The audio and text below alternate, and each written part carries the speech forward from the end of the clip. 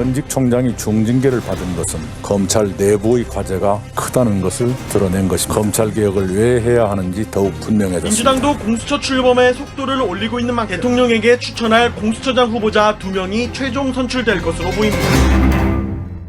예, 이번 주에 참 굵직한 일들이 많았습니다. 일단 국회에서는 공수처법 개정안 통과됐고요. 윤석열 총장 정직 2개월 징계받았고 대통령은 재가를 했고 추미애 장관은 사의를 표명했고 어제 윤 총장은 소송을 제기했죠.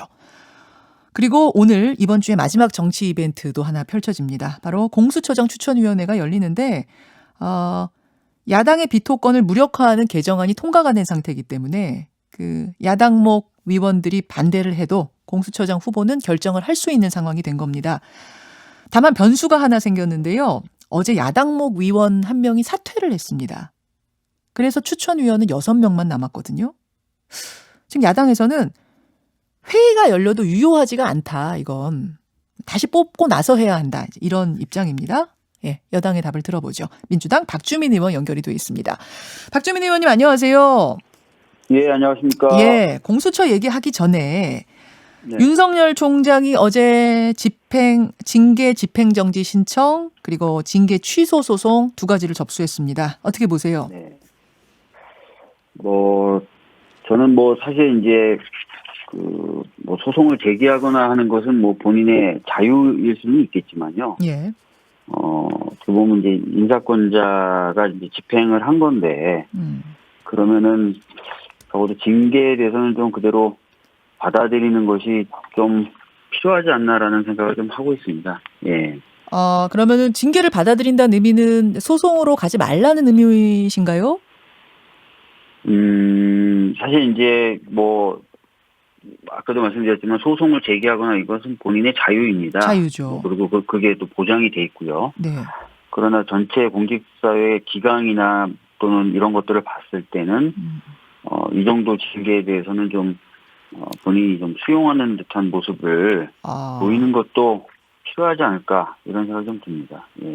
어제 강기정 전 청와대 정무수석은 그런 말씀하셨더라고요. 이미 대통령이 재가를 한 징계에 대해서 문제 제기를 한 것이기 때문에 이것은 대통령에 대한 싸움이라는 걸 윤 총장은 기억해야 한다. 동의하십니까? 사실 재가라는 표현을 많이들 쓰십니다. 근데 법에 보면은 사실 재가라는 표현은 없어요. 징계위원회 결정을 법무부 장관이 제청을 하면 대통령이 이제 집행을 하는 것이죠. 네네. 사실 그렇기 때문에 이제 재가하고는 법률적인 의미는 좀 다르긴 다릅니다. 그러나 저도 이제 이게 인사권자의 집행 또는 재가 어떻게 부르든 간에 네.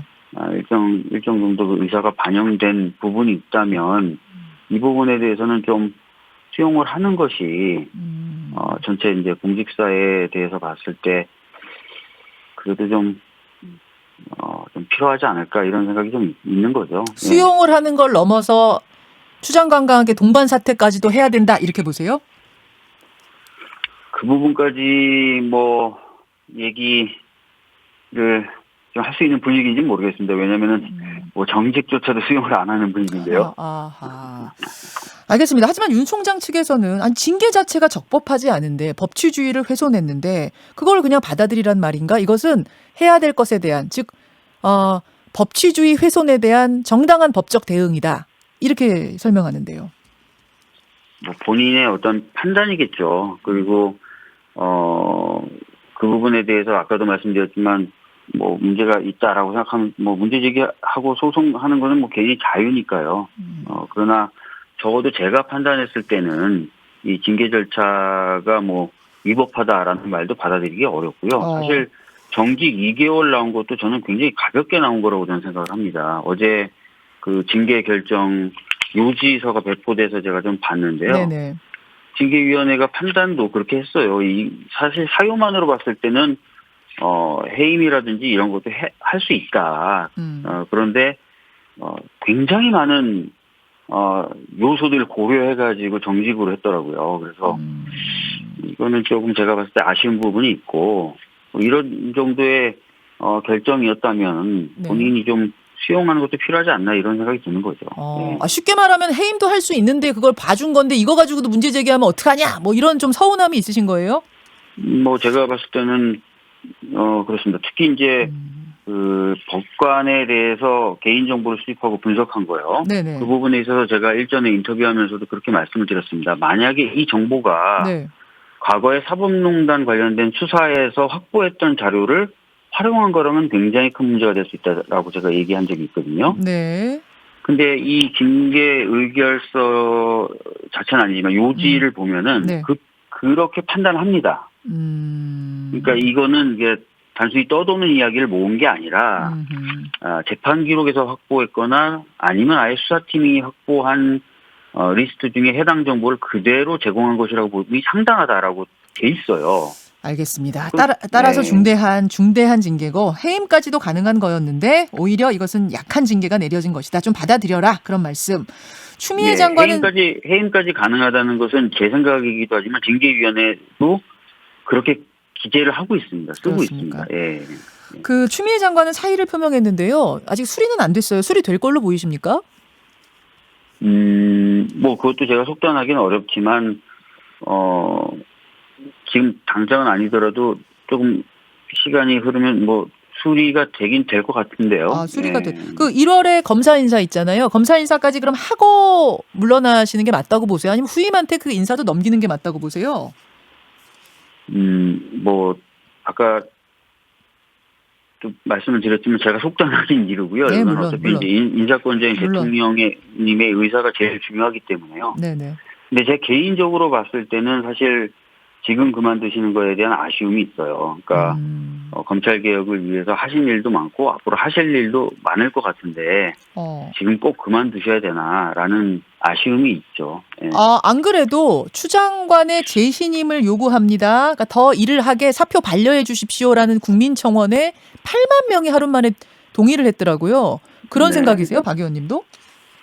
뭐 아무래도 그 검찰 개혁을 위해서 할 일이 사실은 많이 남아 있거든요. 그러니까 뭐 공수처가 출범한다든지 또는 검경수사권 조정이 이제 법적으로 일단락됐다 하더라도 그동안 제기되었었던 개혁 과제들, 예를 들어서 그 검찰 내부에서의 어떤 인사 관행의 문제라든지요, 네. 또는 사건 배당의 문제라든지요, 이런 것들을 하시겠다고 하셨었거든요. 그리고 뭐 꼭 검찰 개혁만 아니더라도 국가가 제공하는 공적 변론 지원 시스템들이 있어요. 근데 예. 이것이 굉장히 혼란스럽게 지금 구성이 돼 있고 서비스가 전체적으로 좀 부족한 부분이 있습니다. 그래서 이걸 확충하기로 저하고도 얘기 많이 나누시면서 이제 그걸 위한 TF팀까지 안에 꾸려놨는데 네. 그런 것들은 좀 마무리가 좀 되면 어떨까 좀 그런 아쉬움이 있는 거죠. 그렇게 생각하시는군요. 근데 추 장관이 조금 지금 대통령 지지율이라든지 뭐 이런 걸 고려했을 때 여당 지지율 고려했을 때 부담이 된 건 아니냐 이런 얘기도 있어요. 사실 뭐 그렇게 보시는 분들도 있습니다. 그렇게 보시는 분들도 있고 또 실제로도 그렇게 영향을 미친 부분도 저는 있다고 생각합니다. 그러나 전체적으로 봤을 때 아까 말씀드렸던 것처럼 네. 검찰 개혁이라든지 또 방금 제가 말씀드렸던 어떤 국가 차원에서의 어떤 공적 변론 서비스 개선이라든지 예. 또 이런 부분에 대해서 본인이 하시겠다고 했던 부분을 또 잘할 수 있는 분인 거는 또 사실인 것 같습니다. 예. 어쨌든 뭐 인사권자 맘이긴 하지만 박주민 의원 생각에는 조금 더 일을 하게 지금은 사표 수리 안 했으면 좋겠다는 말씀. 네. 진짜 그 반려할 가능성도 있어요? 있다고 보세요? 모르겠습니다. 뭐 지금 분위기로 봤을 때는 본인의 결단이고 그렇기 때문에 아마 그게 받아들여질 가능성이 조금 더 높다고 보는 게 맞겠죠. 사표가 수리될 가능성이. 근데 본인의 결단하신 건 맞습니까? 뭐 일각에서는 이게 본인 결단이 아니고 일종의 권고사직 아니냐? 뭐 이런 이야기들도 막 나오더라고요. 저도 좀 알아봤는데요. 예. 그 실제로 보좌진도 몰랐다 그러더라고요. 그러니까 이거는 이제 뭔가 이야기가 오고 갔다기보다는 네. 본인이 심사숙고를 계속 해오셨던 것 같아요. 네. 알겠습니다. 뭐 조금 더 질문할 것들이 있지만 오늘 공수처장 이야기도 해야 돼서 좀 넘어가 보죠. 야당 측 추천위원 2명 중에 임정혁 변호사가 어제 추천위에서 사퇴를 했습니다. 이제 공수처장 추천이 6명이 됐기 때문에 야당에서 뭐라고 하냐면 다시 야당 위원 뽑아서 7명 만들기 전에는 회의 열려도 무효다 이런 입장인데요. 어떻게 생각하세요? 거기에 대해서 이제 제가 법적 해석을 좀 해보니까 네. 이 공수처장 후보 추천위원회 위원은요. 네. 임명하거나 위촉한다라고 돼 있어요. 그렇기 때문에 본인이 이제 사퇴서를 냈다고 하더라도 사퇴에 대한 승인이나 또는 해촉이라는 절차가 있어야 진짜 그 사임이 되는 것으로 보여집니다. 그렇다면은 임정혁 변호사가 사임서를 냈다 하더라도 과연 그것이 사임으로서의 효과를 발휘하느냐도 한번 봐야 될 것 같고요. 두 번째는 네. 지금 이제 법이 개정이 되면서 5명 이상이 찬성하면은 효과를 보게 돼 있지 않습니까? 네. 그렇기 때문에 꼭 7명이 다 모이지 않아도 회의가 가능하다라고 또 해석이 가능하기 때문에 그런 점들 다 고려했을 때는 지금 후보 추천위원회가 가동이 돼서 네네. 후보를 추천하는 과정에는 문제가 없는 것으로 생각됩니다. 그러면 오늘 임정혁 변호사, 임정혁 위원뿐 아니라 이현 위원마저 안 오셔도 야당목 2명이 안 오셔도 공수처장 후보 2명 추천하는데 문제가 없다 이 말씀이세요? 그렇죠. 아까 말씀드렸던 두 가지 이유 중에 전자를 따랐을 때는 사실 두 분이 그냥 안 온 것에 불과한 거고요. 그렇군요. 또 이제 후자의 이유를 들어서도 예. 뭐 구성이나 운영에는 문제가 없는 거고 그렇기 때문에 그럼 오늘 후보 2명 추천에는, 확정하십니까? 오늘 뽑습니까? 글쎄요. 그거는 뭐 제 마음대로 하는 건 아니고요. 추천위가 오늘 회의를 열어서 결정을 하겠죠. 네. 이게 뭐 스케줄이 있으니까 언제까지는 출범을 해야 된다 이런 스케줄에 따르면 오늘 뽑힐 확률이 크다 이렇게 얘기가 나오던데 지금 이제 야당 측에서 문제 제기하는 것에 대해서는 법률적으로 문제가 없다 이런 말씀이세요. 네. 알겠습니다. 다만 이제 이런 우려가 있어요.